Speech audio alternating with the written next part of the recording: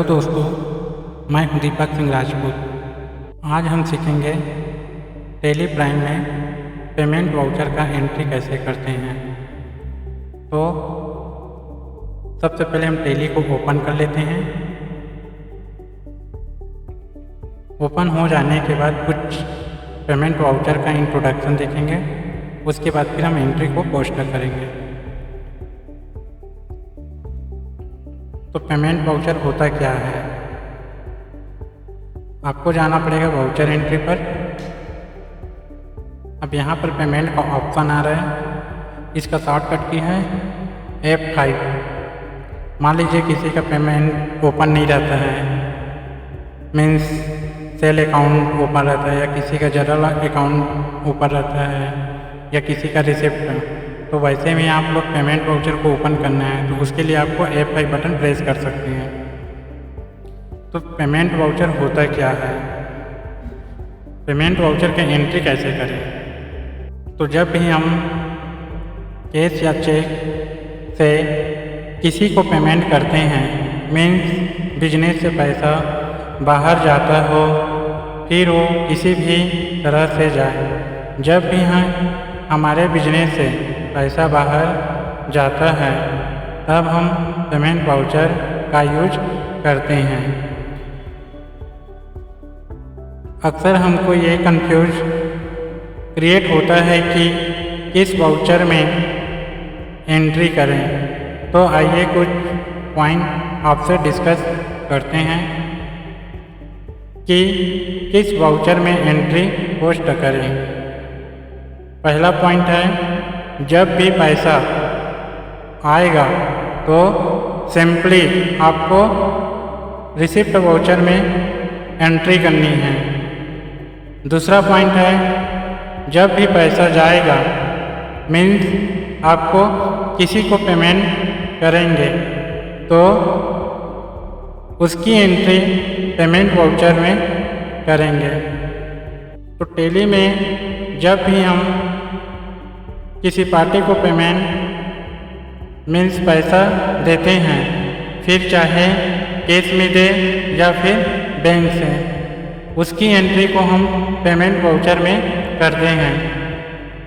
क्योंकि टेली में अलग अलग वर्क के लिए अलग अलग वाउचर बनाए गए हैं, जिनका टेली में अलग वर्क होता है। टेली में पेमेंट वाउचर में एंट्री करने के लिए कुछ सिंपल स्टेप को फॉलो करना पड़ता है। तो सबसे पहले आपको वाउचर पर जाना पड़ेगा। वाउचर पर जाने के बाद पेमेंट वाउचर पर जाना है। पेमेंट वाउचर में आपको दो तरह के ऑप्शन आता है, एक सिंगल एंट्री, एक डबल एंट्री। तो उसको चेक करने के लिए आपको Ctrl+H बटन प्रेस करना है। तो अभी मेरे में डबल एंट्री अभी मोड चालू है। ऐसे आपको सिंगल एंट्री मोड में काम करना है तो आपको Ctrl+H की प्रेस करेंगे और आपको सिंगल एंट्री मोड में क्लिक कर देना है। तो इसको बोलते हैं सिंगल एंट्री मोड। तो सबसे पहले हम सिंगल एंट्री मोड में ही हम सीखेंगे एंट्री को कैसे पोस्ट करें। तो सबसे पहले हमको यहाँ पर मैं एक केस लिख रहा हूँ मैं कि किसी पार्टी को एडवांस में मेरे को पैसा जमा करना है। तो पार्टी का नाम लिखना पड़ेगा। पार्टी का नाम लिखने के लिए आपको प्रेस करना पड़ेगा Alt+C। यहाँ पर टाइप करना है अपने सप्लायर पार्टी का नाम। यहाँ पर मैं लिखा हूँ रुचि मोबाइल शॉप। इसको आप अंडर सेलेक्ट करना है संडे क्रेडिटर्स। इस तरीके से उसका एड्रेस पर फिलअप करना पड़ेगा कि सप्लायर पार्टी कहाँ का रहने वाला है। तो सपोज अभी मैं कर देता हूँ अभी रायपुर। उसके बाद उसका प्राइमरी मोबाइल नंबर आपको यहाँ पर फिलअप करना पड़ेगा। फिलअप करने के बाद उसका व्हाट्सअप नंबर भी फिलअप करना पड़ेगा। ऐसे उसका GST नंबर को फिलअप करना है। तो अभी इसको सबको भी स्किप कर रहा हूँ मैं। अभी आपको पेमेंट वाउचर में एडवांस पेमेंट कैसे देते हैं ये टॉपिक अभी बता रहा हूँ मैं। तो इसको Ctrl+A करके सेव कर लीजिए। यहाँ पर मैं कैश 50,000 रुपये पेमेंट कर रहा हूँ। तो यहाँ पर आपको फिलअप करना पड़ेगा एडवांस। नरेशन में लिख सकते हैं Ruchi mobile to cash advance payment. इस तरीके से एक्सेप्ट करिए इसको। अभी बताएं इसको सिंगल एंट्री मोड में। इसी टॉपिक को डबल एंट्री मोड में कैसे करना है, तो अभी मैं प्रेस करना है Ctrl+A डबल एंट्री।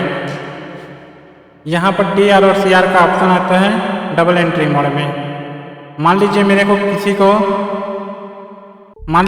कॉफ़ी पीना है या ब्रेकफास्ट करना है या मेरे को लैपटॉप लेना है या कंप्यूटर लेना है, तो ऐसी सब एंट्री को आपको पेमेंट वाउचर में बनाएंगे। तो उसके लिए आपको एक लेजर बनाना पड़ेगा।